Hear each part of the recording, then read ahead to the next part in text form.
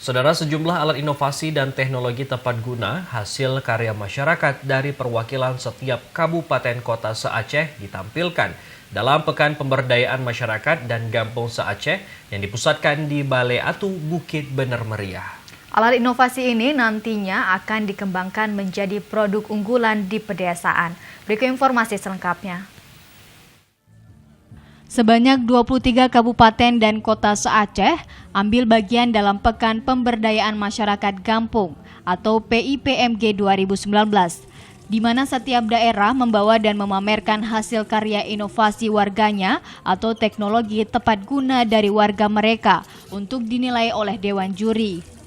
Sejumlah inovasi yang ditampilkan begitu menarik perhatian warga atau pengunjung stan kabupaten kota, mulai dari booth mesin atau penarik air secara manual, mesin sangrai kacang dan kopi, mesin pemotong rumput dengan remote control, mesin pengupas biji-bijian, mesin pembersih kakao, serta mesin pembuat batu bata, serta beragam teknologi tepat guna lainnya yang diciptakan oleh masyarakat perkampungan. Sejumlah inovasi ini berbeda setiap kabupaten atau kota. Hal ini sesuai dengan kebutuhan daerahnya masing-masing, yaitu berpacu pada sektor ekonomi daerah, sehingga teknologi yang dihasilkan memang kebutuhan dari daerah tersebut.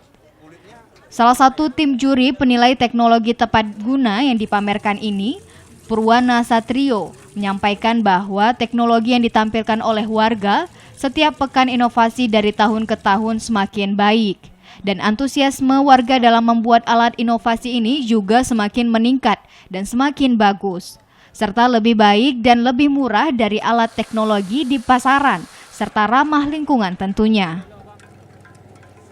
Mereka inovasi, kadang ada barang yang sudah ada, tidak baik, akhirnya mereka buat inovasi lebih bagus lagi, supaya efisien dan mudah digunakan. Nah, kadang ada alat-alat inovasi yang ada di pasaran sulit menghasilkan suatu produk, mereka inovasikan, akhirnya akan menghasilkan yang lebih baik lagi.